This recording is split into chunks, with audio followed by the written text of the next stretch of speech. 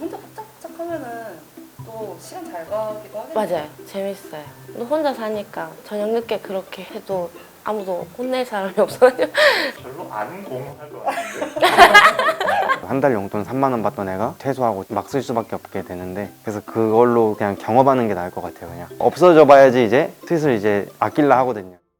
오늘 웽은 조금 특별한 홀로서기를 준비하는 20대 청년들의 이야기를 해보려 합니다. 우리나라에 해마다 이런 청년들이 2,500명이나 된다고 하는데 이들에겐 어떤 사연이 있는 걸까요? 평소와는 좀 다른 내레이션 스타일로 영상이 진행될 텐데 이건 이 청년들의 고민만큼이나 앞으로 우리 사회가 토론해야 할 그 무게 역시 가볍지 않기 때문이란 생각으로 봐주시면 좋겠습니다. 진행팀 짬바로 박수 슬레이트 한번 쳐주세요.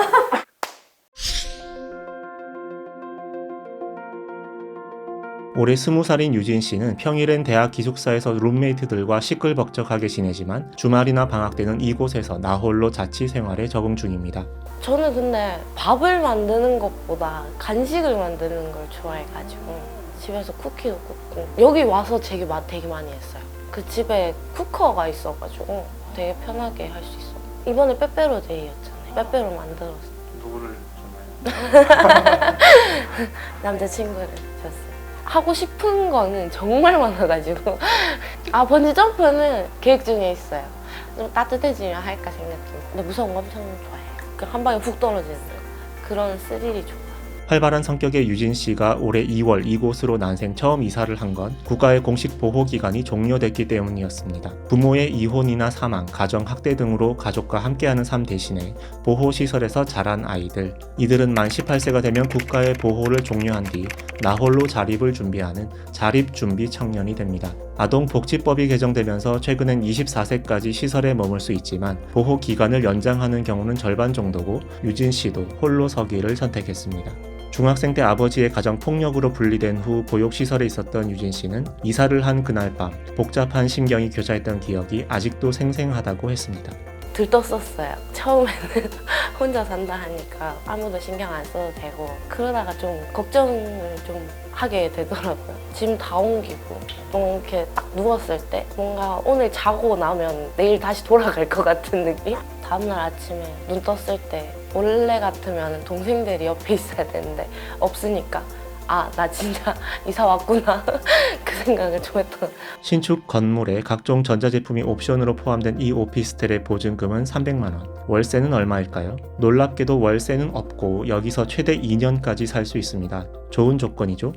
지금부터는 충남 아산에 살고 있는 22살 진우 씨 얘기를 해보겠습니다. 퇴소 후 곧바로 대학에 진학한 유진 씨와 달리 진우 씨는 3년간의 나름 빡센 사회생활을 경험하고 나서 대학에 진학했습니다. 여러 공장에 취업했다가 친구의 주선으로 1년 동안은 유명 예능 프로 현장 스태프로도 활동했는데 당시 강호동 씨로부터 특별한 말을 듣기도 했답니다. 예능 프로에서 어떤 일을 했다고? 진행팀 했었습니다.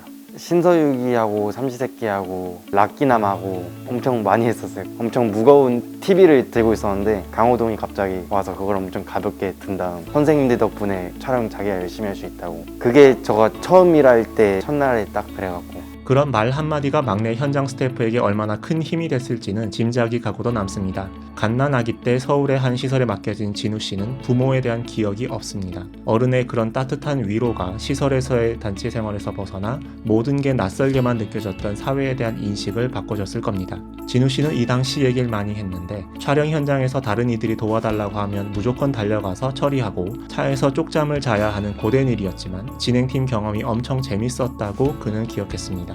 진우 씨는 우리와 만났을 때 마침 조만간 이사할 집을 둘러보러 오는 길이었습니다. 이 오피스텔도 최대 2년간 살 수 있는데 보증금은 150만 원, 월세는 없습니다. 이렇게 사회복지사 선생님으로부터 부동산 계약에 대한 설명도 들을 수 있었습니다. 지난 3년간 혼자 집 구하느라 또 여기저기 옮겨 다니느라 지쳤던 진우 씨의 표정이 한결 편안해 보였습니다. 유진 씨와 진우 씨처럼 보육시설에서 단체 생활을 하다가 혼자 독립한 청년들이 공통적으로 가장 걱정하는 게 바로 주거 문제인데 이건 모든 자립준비 청년들의 고민거리이기도 합니다. 갑자기 내가 살 보금자리를 구해야 한다는 생각을 하는 순간 뭐부터 해야 할지 막막한 겁니다. 두 사람은 다행히 보증금 300만 원 있으면 150만 원에 월세 없는 오피스텔에 입주할 수 있었는데 그건 바로 이곳이 삼성전자가 총 500억 원을 출연해 설립한 희망 디딤돌 센터 소관이기 때문입니다. 삼성전자는 임직원의 기부금과 회사 지원금으로 2016년부터 희망 디딤돌 센터를 세워서 자립준비 청년들을 지원하고 있는데 현재 충남 아산, 경북 구미를 비롯해 전국 11곳의 센터가 있습니다. 일정한 선발 과정을 거쳐 센터마다 20명 안팎의 청년들이 최대 2년간 생활할 수 있고 전담 사회복지사들이 배치돼서 일상생활 상담과 생활 필수 교육, 기초 경제 교육과 소자본 창업 프로그램까지 통합 서비스를 지원합니다. 저 앞에 뭐가 있을지 모르는 낯선 사회에 나 홀로 나서야 한다는 생각이 머릿속을 채우기 전에 희망 디딤돌 센터라는 울타리 안에서 한 번 더 심호흡하면서 자기 주도의 계획을 할 시간이 주어지는 셈입니다. 자립준비 청년은 시설을 퇴소하면 정착준비금 명목으로 대체로 500만 원에서 800만 원을 받고 매달 35만 원의 자립수당이 있습니다. 개별 사정에 따라 지원 액수가 차이가 나지만 20대 청년이 혼자서 온전히 삶을 꾸려가기엔 부족한 액수입니다. 다른 20대들이라면 처음 집 구할 때 부모님이 챙겨주거나 자금 지원을 해줬겠지만 이들의 여건은 그렇지 못합니다. 한국보건사회연구원의 설문조사 결과를 보면 자립준비 청년의 절반가량이 살고 있는 전세 임대주택은 LH에서 운영하는데 전세 보증금으로 수도권은 1억 2천만 원, 광역시 9,500만 원, 기타 지역 8,500만 원이 한도입니다. 요즘 치솟은 집값 생각해보면 좀 살만한 원룸 구하기가 턱없이 부족한 돈일 겁니다. 그래서 LH 전세 임대주택으로 서울에서 집을 구한 자립준비 청년 5분의 1이 반지하에 산다는 보도도 있었죠. 여기에 월세와 관리비에다 기본적인 생활 가전제품과 집기류를 다 구입해야 하는 부담까지 감안하면 홀로 서기에 대한 두려움이 커질 수밖에 없습니다. 집 문제와 함께 가장 힘든 현실의 벽이 뭘까요? 바로 돈인데요. 당장의 생활비를 걱정해야 하는 이들에겐 취업이냐 자신의 꿈을 이루기 위한 학업이냐의 갈림길에서 현실을 택하는 경우가 대부분입니다. 수도권의 한 대학에서 중국어를 전공하고 있는 조규환 씨도 그런 사례입니다.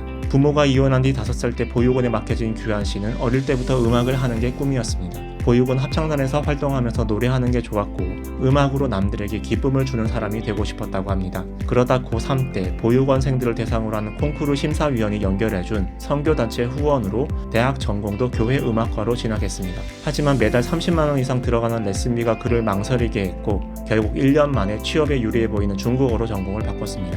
대학교 다니면서 정부에서 기초생활 수급자로 이제 생계비를 지원받으면서 살고 있었는데 생계비로 제가 월세, 각종 공과금, 핸드폰 요금, 한 달 생활하면서 생활비 이런 것들을 쓰고 지내다 보니까 레슨비나 뭐 연주비 같은 거 마련하는 데 되게 어려움이 많더라고요. 다만 규환 씨는 18 어른 캠페인을 통해 자립준비 청년에 대한 사회적 지원에 감사를 표시하는 버스킹 프로젝트를 진행하면서 음악과의 인연을 이어가고 있습니다. 주거와 생활비 말고도 남은 문제가 있는데 홀로 서기에 대한 두려움입니다. 자립준비 청년들 누구나 알고 있지만 쉽게 털어놓지 못하는 비밀, 바로 일상적으로 겪는 어려움을 함께 고민해줄 어른이 곁에 없다는 근본적 문제가 있습니다. 이들을 오랫동안 지원해온 사회복지사들은 보육시설 단체 생활에서 드러나는 특징이 있다고 하는데 무슨 말이냐 하면 청년들이 몸에 밴 단체 생활을 통해서 여러 상황에 잘 적응하고 사람들과 친밀하게 지내는 사회성은 발달해 있지만 자기 주도하에 어떤 계획을 세우고 실천하는 일을 매우 어려워한다는 겁니다. 아이들이 혼자 스스로 계획 세우는 걸 굉장히 힘들어해요.